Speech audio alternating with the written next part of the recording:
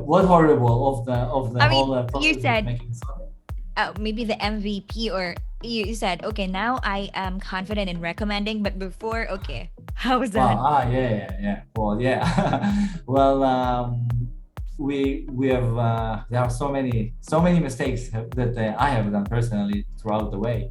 We have changed the browser 4 times. That each time we started like a brand new project on the browser because of one reason or another, either like completely wrong project to work on, something like Chromium, for example, which is super heavy, and we kept on switching, and it was very heavy in cost wise on the company, and it delayed the launch. This is the only reason we are launching now is because we switched the browser so many times, and yeah, now we are in a good place. I think Okay, now we're in a good cool. place. Welcome to our series entitled The IM Podcast, a podcast about innovation, business, and most importantly, people. In this series, we'll be talking to founders, executives, and various experts about their vision, challenges, best practices, and lessons learned throughout their journey. Let's get started. Hello, everyone. Welcome to another episode of the I Am Podcast. Today, I am excited. I have the CEO and founder at Sunmet, Chen Friedman. Hello, Hen. Hey, thank you for having me. How are you doing? I'm good. Fantastic to have you on the show. Welcome again, and thank you for your time. Thank you for having me. Really, it's a great pleasure. I've been watching the podcast, and it's really great, amazing content. Appreciate it. Okay, I'd like you to speak about and share with us a brief of who you are, your personal, your career background. We'd love to know your experience, your expertise, everything. Sure. So I'm Chen Friedman. I'm from Israel. I started programming when I was about 9 years old, quite a long time ago, and I've been messing with computers my whole life since then. I've been to the army for 3 years, doing related things, electronic warfare, and yeah, I've always loved creating stuff. For myself and like for others, and to help. And I lived in London for a few years and did some door-to-door sales there for a few years, and then yeah, had a marketing and a software development company with a partner.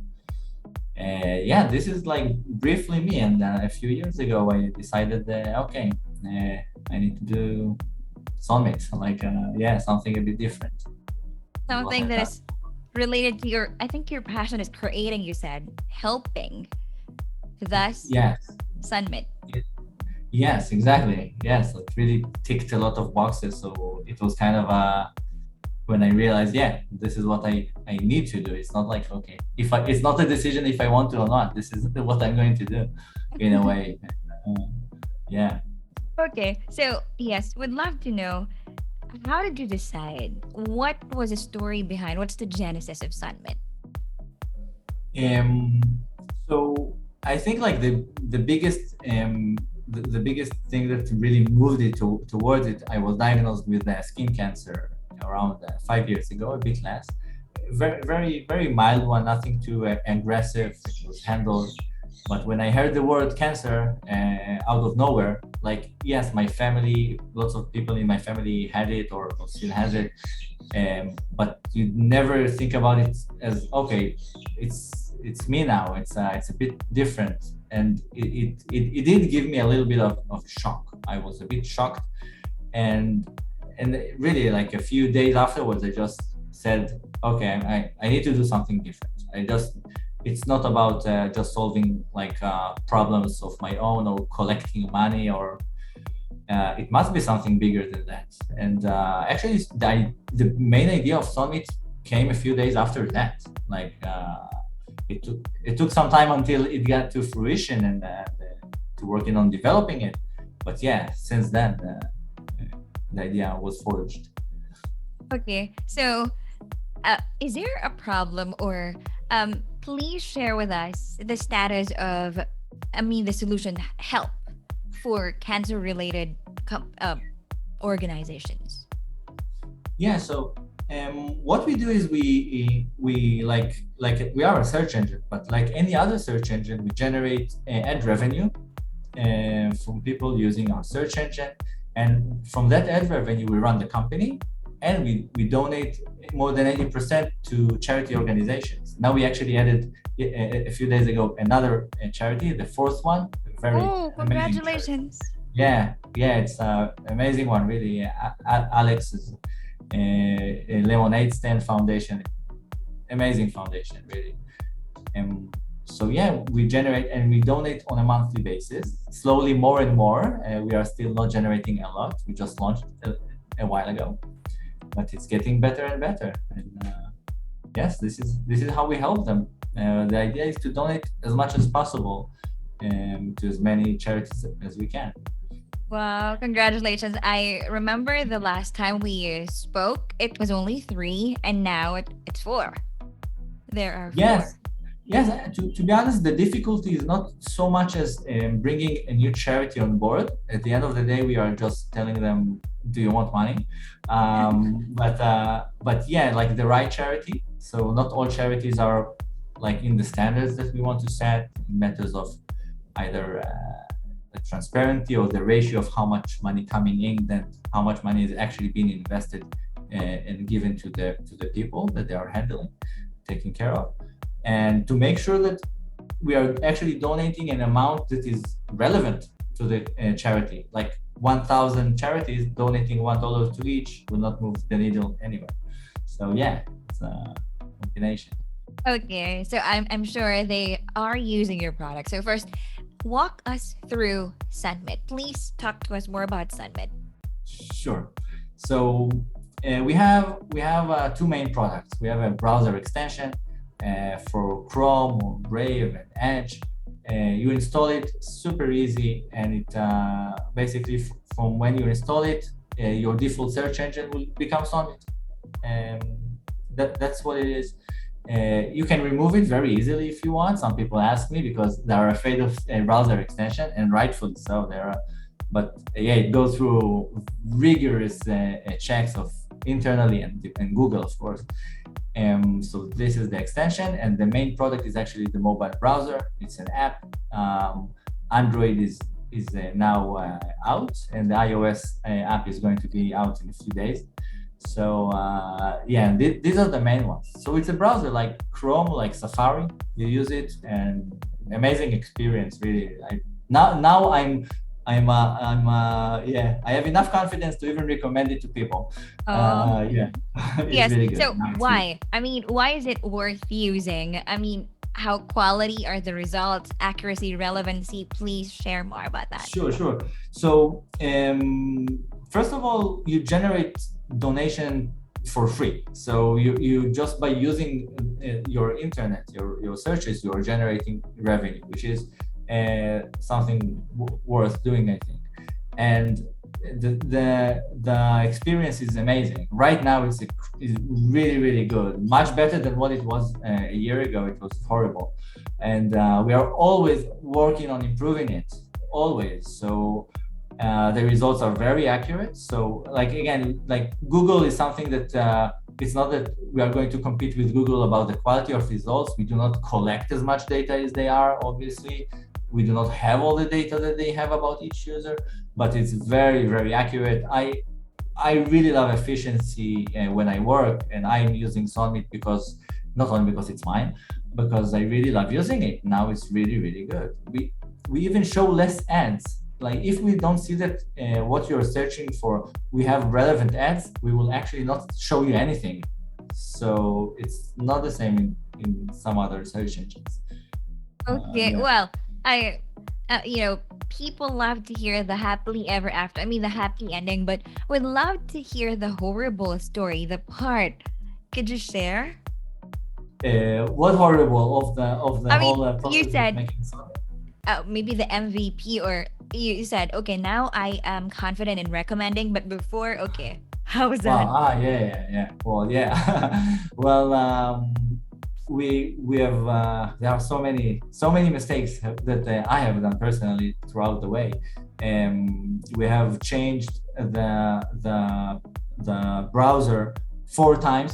That each time we started like a brand new project on the browser because of one reason or another, either like completely wrong project to work on, something like Chromium, for example, which is super heavy, and we kept on switching it. It was very, very heavy in cost-wise on the company, and it delayed the launch. This is the only reason we are launching now is because we switched the browser so many times, and now we are in a good place. Okay, cool. Yes, and this is how cool is that? I mean, we search, you donate, right? It's so frictionless, you said. Yes, it's very frictionless. We do not ask for any money, no payment method, no anything. Basically, just use the internet as you normally would. And I came across this idea first with another search engine called Ecosia. Really great people. I really like, if you're not into what I do, use them. They plant trees. Amazing company. I'm not talking about how good the product is, but really, I used it. I said, okay, it wasn't the best product, but I said, okay, I'm helping making the world better.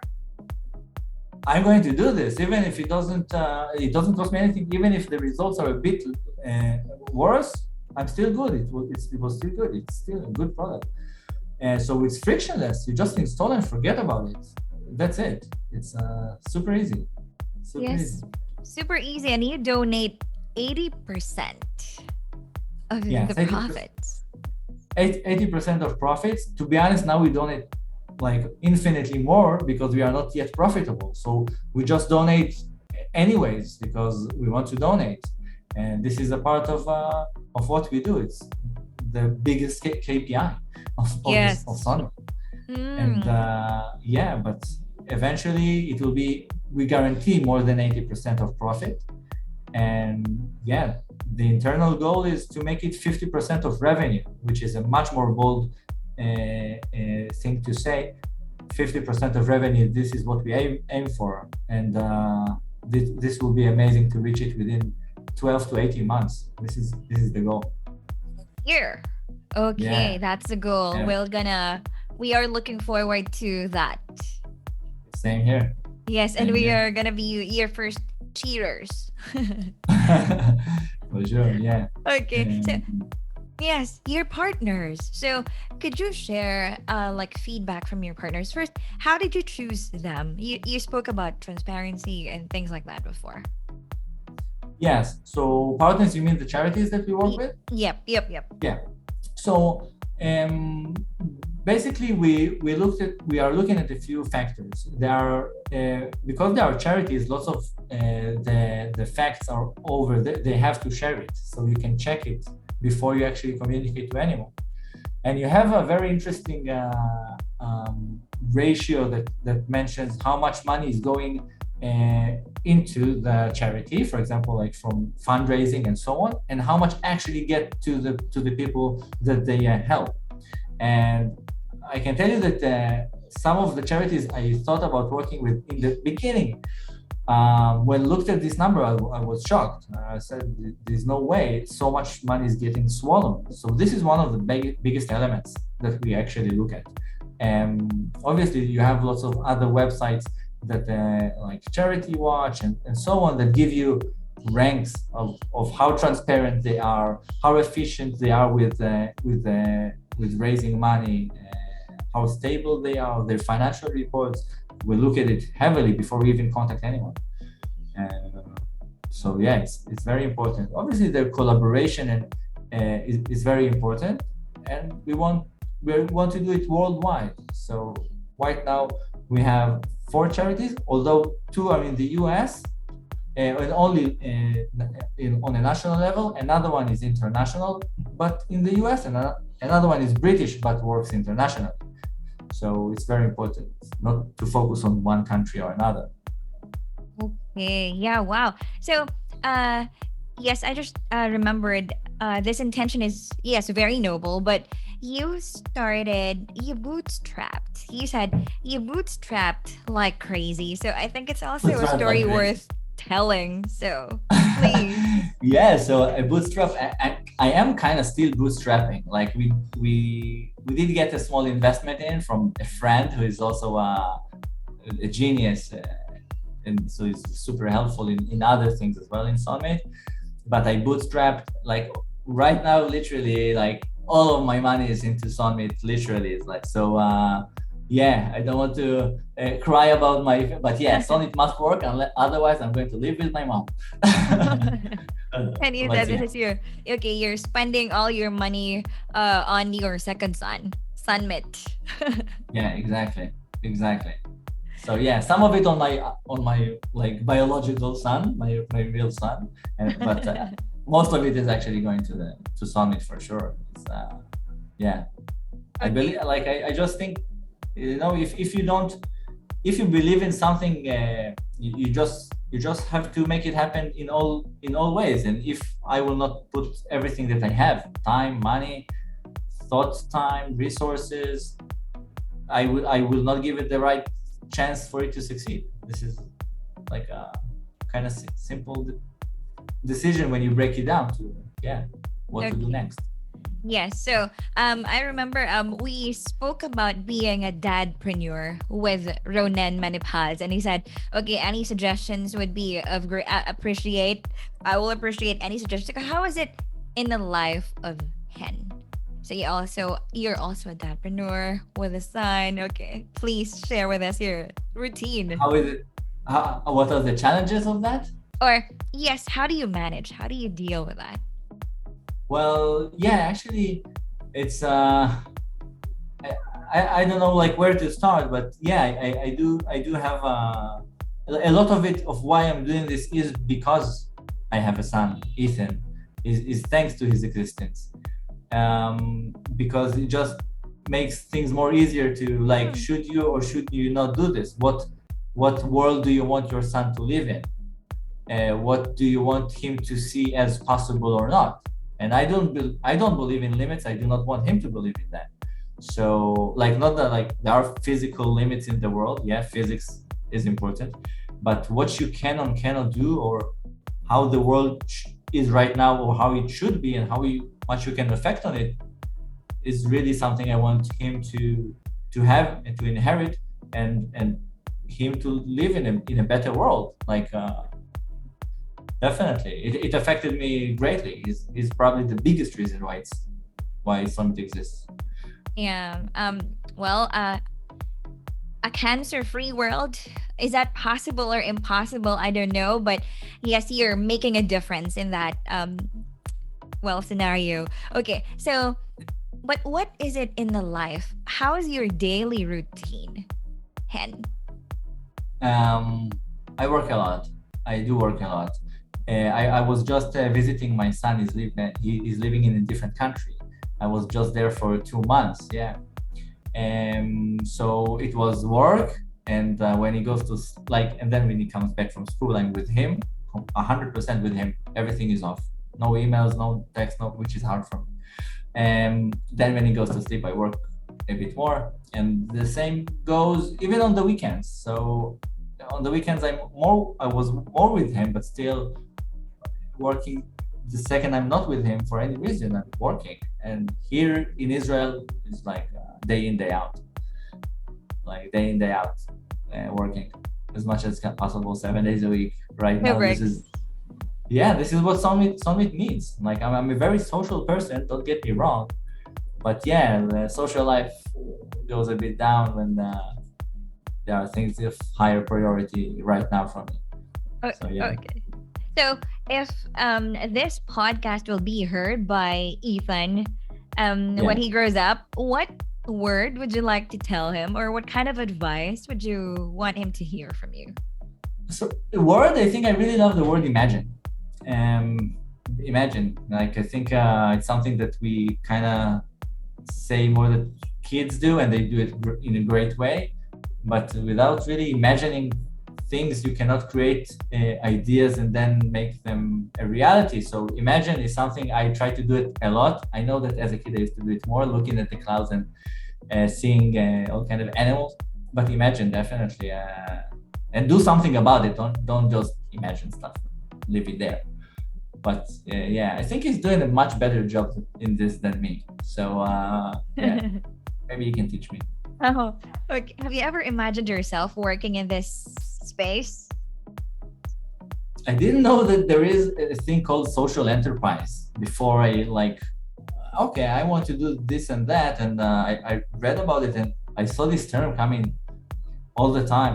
I did volunteer quite a lot in my life and so on, but I didn't know that there are actually like companies that their main focus is that, and that they are not charities, they are for-profit companies, which is, it's actually still a small niche, but it's growing and growing in great pace, which is amazing to see. It's not, wow. Yes, Really. yes. It's amazing. It's amazing to see like while you're doing good, you're making profit, but you're really creating an impact. Yes, I think this is the way right now in this really modern world. There are people who are getting paid huge salaries, but they are the best in the world, and you cannot do this if you're a charity. You just cannot get the best developers in the world if you cannot pay them well. Like, yes, to a certain degree, they want to be a part of something and make the world a better place, but they will not go and live in a tenth of the size apartment just for that. Not all, like maybe some, not all. So you have to be competitive. You have to be a for-profit to make this a reality. Yes, they have to feed their families, right? Okay, so speaking of developers and hiring the right people, you said on our previous call that yes, you're good at, okay, they're the best at firing people. Yeah, when it comes to this part of the business, yeah, it's not that I want to. I really don't like letting people go, but definitely not. But I realized that hiring is very difficult. It's a lesson I'm learning for years. But I've learned that, okay, you've made the wrong decision. For maybe this person is just not right for the business for so many reasons. There are lots of reasons. Be good, very good at firing. Be good at recognizing this, doing it the right way, in the most ethical and considerate way, but fire fast. Because otherwise, you're just damaging not only you, not only the company, but all the people in the company. Because it decreases the chances of success. This is revenue that will not go to making the product better and so on. So fire fast, like, yeah. Fire fast. Okay, but yes, I understand. Like startups, every dollar counts, right? Yeah, your speed is your advantage. So, how can you make sure that the person is not right or right for this position? Well, I guess there are certain times that you're 100% sure, like after they are here, and like maybe 100% sure they are not the people for this job. It could be something to do with trust or with reckless mistakes, like over and over again. But before, you cannot know. You cannot know if they are the right. Like, you cannot really know if they are the right people. You can. I try to do it quite systematically when hiring. So what do we need? What are the traits that is needed for this position and for the company as a whole? Like being very into the mission. Like I cannot explain how important it is. Lots of the people we work with are having a personal story to do with cancer, and it's not I choose them if or not, but this is just the way it is. They are so much into work, so much into making Sonmit better, that it's just natural that they will be a majority of who is in the company, and this is the case. Yeah. How many people are there now? There are seven people. We are growing, but I'm trying again not to recruit too fast too many people, and all of them are outsourced. So I'm not like my office. This is like in my house, And we do not have offices. We have micro offices, so each person is in his own either office or house. Yes, and yeah. What are the challenges of like remote working or managing people from the comforts of their own homes? Are there? Yes. So yeah, there are people. First of all, the hours gap is quite an obvious one. When you want to have a meeting and someone can do it at my 10 p.m., but someone else's 3 a.m. Okay, you need to coordinate this. Again, technology really helps you with that, but it is an issue. Another thing is communication. When you are not working next to someone or in the same space, there are communication issues. So you need to make sure you use the right communication tool or set up regular meetings or elaborate more when needed. And again, this is something I keep learning more and more. Some people need more this type of like elaboration, some others. Nice. Yes. So they say people who are kind of not so juniors, they're not the most recommended people to work with when it comes to working from home or remote working. What are your insights? What are your 2 cents? I don't know. I think there are people of all colors of the rainbows. I think that some people are very, very with lots of experience, and they can work from home, no problem at all. And some people are not suitable for this. Like some people are suitable, but they need much more attention and much more micromanagement. And I'm certainly not this kind of person. I hate micromanagement. I really think it's you take down so much of people's creativity and freedom. And I don't like when people do this to me. I try not to do this to others. So yeah, people who can work and create themselves more work and not need guidance for every single step is super crucial. Where are you now in your journey, and what is the road ahead for Sunmet? Okay, so right now we have launched like 2 products. We have one which is going to be launched really, really soon. This is like it's funny to say it's the mere beginning, because it's just like the mobile app. We don't have that many users right now, about 200 daily active users. We are rolling it out. It's not that we have a much bigger list than this.